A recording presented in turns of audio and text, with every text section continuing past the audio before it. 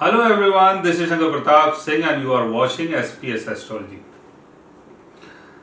दोस्तों आज मैं आपको बताऊंगा कि राहु और बुध की बेस्ट रेमेडी क्या हो सकती है। यानी आपके बर्थ चार्ट में राहु की जो प्लेसमेंट होती है उससे ये पता चलता है कि राहु हमें कहां पर फंसा सकता है और किन चीजों का हमें लॉस हो सकता है। कई बार राहु की दशा चलती है, बहुत सारे एलिगेशन आपके ऊपर लगते हैं, मॉनेटरी लॉस होता है, बिजनेस का लॉस होता है, अपने ही लोगों से झगड़े होते हैं। और दूसरी तरफ मरकरी अगर वीक हो जाता है आपके बर्थ चार्ट में तो ये माने आपकी राहु का जो असर है वो कई गुना ज्यादा बढ़ जाता है। यानी मरकरी ही एक ऐसा प्लेनेट है जो राहु के मैलेफिक असर को कंट्रोल कर सकता है। अब राहु की दशा चल रही है, राहु की दशा चल गई है, आपको कोई ना कोई बीमारी हो गई, कुछ कोर्ट केस चल गया आपके साथ, किसी के साथ झगड़ा हो गया, कर्जे में आप डूबते चले जा रहे हैं, बिजनेस का लॉस हो रहा है। अगर मरकरी आपका स्ट्रांग है आपके बर्थ चार्ट में तो आप राहु के इस मैलेफिक असर से बच सकते हैं, क्योंकि मरकरी का संबंध आपकी बुद्धि से है। बुरे वक्त में एक ही चीज हमारे काम आती है, हमारी बुद्धि, हमारी सोच। जो भी हमारी युति होती है, जो भी हमारा गणित होता है, जो भी हमारा कैलकुलेशन होता है, वही बुरे वक्त में हमारा साथ देता है, बाकी कोई और हमारा साथ नहीं देता।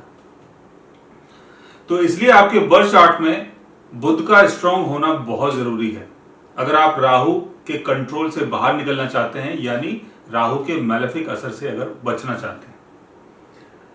पर हर जगह ये नहीं है कि राहु के कारण ही परेशानी हो रही है। बहुतों के चार्ट में राहु के कारण बहुत उनको बेनिफिट भी होता है, राहु की दशा चलती है, काफी बेनिफिट होता है, काफी बिजनेस उनका ग्रो करता है, नाम फेम सारी चीजें उनको मिलती है। लेकिन कई बार कुछ चार्ट में ऐसा देखा गया है कि राहु की दशा चलती है और बहुत ज्यादा परेशानी का सामना करना पड़ता है।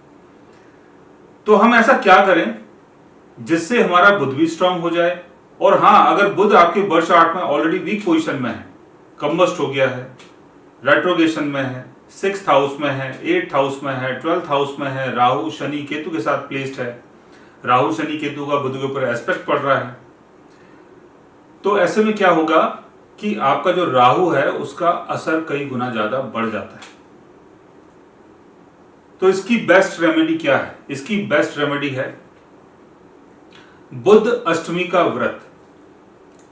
जिस दिन बुधवार हो और उसी दिन अष्टमी भी हो तो उसको हम बोलते हैं बुध अष्टमी। लेकिन ये जो अष्टमी है ये शुक्ल पक्ष के टाइम पर ही होनी चाहिए। दो पक्ष होते हैं, कृष्ण पक्ष और शुक्ल पक्ष। शुक्ल पक्ष मतलब कि जब अमावस्या होती है उसके बाद जो 15 दिन होते हैं उसको हम शुक्ल पक्ष बोलते हैं, और जब पूर्णमासी होती है उसके बाद के जो 15 दिन होते हैं उसको हम कृष्ण पक्ष बोलते हैं। तो शुक्ल पक्ष की जो अष्टमी होती है और उस दिन अगर बुधवार पड़ता है उस दिन आप बुध अष्टमी का व्रत स्टार्ट कर सकते हैं। बुध अष्टमी के व्रत से क्या होगा? बुध अष्टमी के व्रत से आपके राहु का असर डाउन होगा और बुध की जो पावर है वो बढ़ेगी। यानी जो आपकी मेमोरी है उसकी पावर बढ़ सकती है।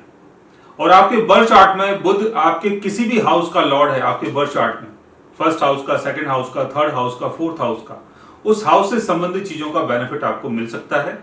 और राहु आपके बर्थ चार्ट में किसी भी पोजीशन में है, चाहे वो अपने फ्रेंडली साइन में है, चाहे वो अपने एक्सल्टेशन में है, चाहे वो 6th हाउस में है, चाहे वो 8th हाउस में है, राहु की दशा चल रही है, राहु का प्रतिनिधित्व चल रहा है, कुछ भी चल रहा है, लेकिन फिर भी बुध अष्टमी का जो व्रत है वो राहु के मैलेफिक असर को कम कर सकता है, क्योंकि इस व्रत के अंदर इतनी पावर होती है। और इस व्रत को करना कैसे है? इसके लिए आपको ये काम करना है कि अपने आसपास जो भी आपका मंदिर है या जो भी आपके आसपास पुरोहित हैं, पंडित हैं, पुजारी हैं, उनसे आप बात कीजिए। और वहां पर कोई ना कोई आपको ऐसे जरूर मिलेंगे जो आपको इसका तरीका बताएंगे कि बुध अष्टमी का जो व्रत है उसको कैसे स्टार्ट आप कर सकते हैं। और इसको 8 बुधवार तक आपको करना है और उसके बाद आप इसका बेनिफिट देख सकते हैं। और इस अष्टमी के व्रत को, यानी बुध अष्टमी के व्रत को बुध अष्टमी के दिन ही क्यों करना होता है, इसके पीछे का लॉजिक क्या है? इसके पीछे का लॉजिक ये है कि जो अष्टमी की जो तिथि होती है उसका जो कंट्रोल होता है वो राहु के पास होता है। यानी अष्टमी तिथि के ऊपर राहु का राज होता है। राहु उसका डेटी है, राजा है, कंट्रोलर है। और उसी दिन अगर बुधवार होता है और बुध अष्टमी का अगर आप व्रत करते हैं तो बुध के कारण राहु का जो मैलेफिक असर है वो कम हो जाता है। तो इस तरीके से आप अपने राहु को कंट्रोल में कर सकते हैं।